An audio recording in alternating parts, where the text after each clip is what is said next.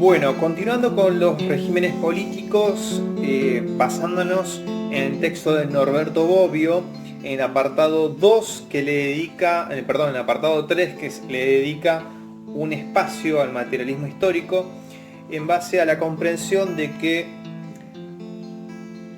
la distinción entre Estado, formas de gobierno, es decir, gobierno y sus formas, y la sociedad civil, teniendo en cuenta, tomando siempre a la sociedad civil, el conjunto de valores y normas, cómo esto se traduce en instituciones y en formas políticas que van a ser los regímenes políticos diferenciado del Estado. Esto que tiene una complejidad, que es hablar de algo que es la novedad en la política, la novedad del poder político, que es algo ya casi ahistórico, porque siempre está el corte entre dominantes y dominados, entre quienes ejercen el gobierno o la dominación, la dirección legítima de la decisión, en base a estas reglas de juego que los participantes de la sociedad civil, a su vez, quienes luchan y quiénes son los grupos que luchan por esa disputa de poder,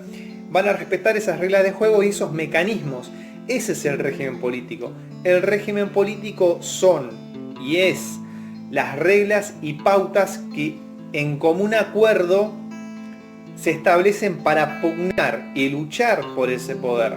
y ejercerlo de forma legítima, es decir, con el reconocimiento de todos y que todos acaten ese mando circunstancial o considerado como principio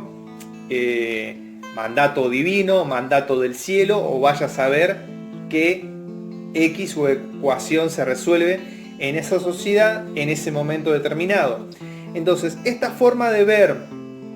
a los regímenes políticos, que es la forma que asume el control y el ejercicio de la dominación en base a pautas, instituciones, valores como principios y hábitos éticos en un sentido colectivo y conjunto de práctica, sentido colectivo de creencias, sistemas, desarrollos y estructuras de pensamiento. Recapitulando,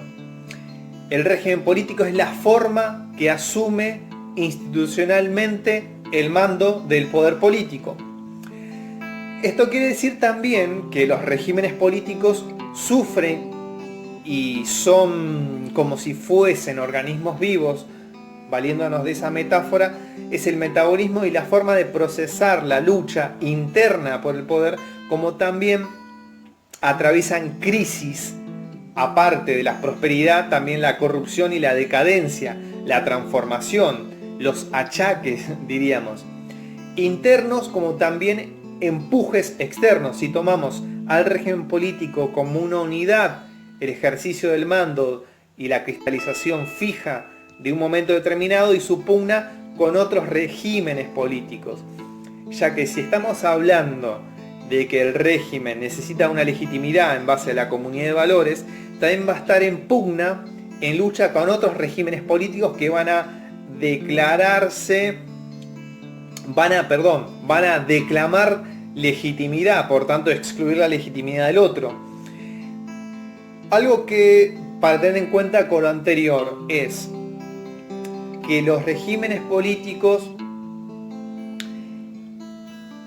están sus clasificaciones. Como habíamos dicho, con la cautela, va a haber tantos regímenes políticos como sociedades en la historia haya, pero también para no caer en una infinidad de casos, establecemos pautas para clasificarlos y rotularlos. Entonces, en base a los principios que los reglan. Como dijimos, regímenes políticos democráticos en base al principio de soberanía popular, vamos a decir, son todas democracias. Van a tener sus pautas y sus especificidades y características singulares de aparición y emergencia. Como también los regímenes unipersonales, los regímenes autoritarios, los regímenes por mandatos divinos que mencionamos colateralmente. Entonces estamos en esta riqueza, a su vez de que en el proceso de la modernidad tenemos que el poder político se va a autonomizar de la sociedad civil. Si bien decimos en un primer momento, guarda y escuchen,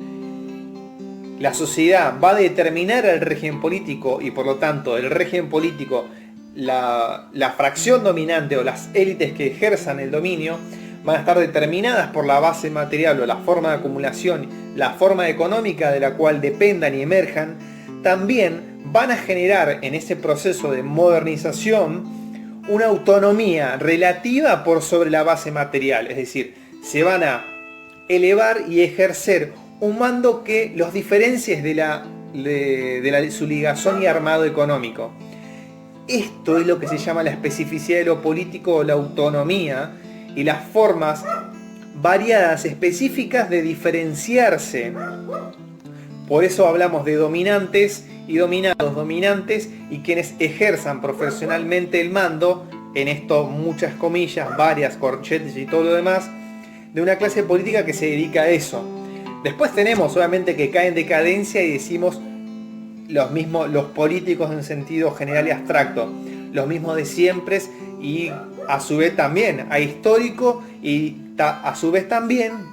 le pongo un plus. Resumimos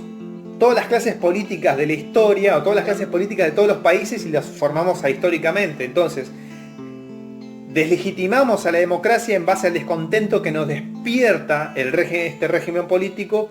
por el descreer de todas las clases políticas en su conjunto, tomándola en un mismo rótulo. ¿Se entiende? Entonces, volvamos.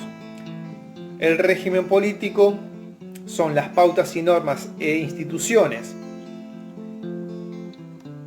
Instituciones para ejercer este poder, este manto de legitimidad, como también esta coraza de la coerción de la voluntad. Entonces se van a entrelazar todo el tiempo la legitimación, los valores, la ética, el poder y establecer la lucha al interior del régimen político como la lucha interregímenes políticos, es decir, las formas, las unidades estatales, que es la forma del régimen que asumen. Por eso, no confundir, como principio, no confundir al régimen político con el Estado, sino que el régimen es la forma que asume la relación social, que es el Estado con la relación de la sociedad civil, es decir, los integrantes, que es la gran marea y conjunto de actores, sujetos, individuos, castas, estamentos, pueblos, etnias y conglomerados.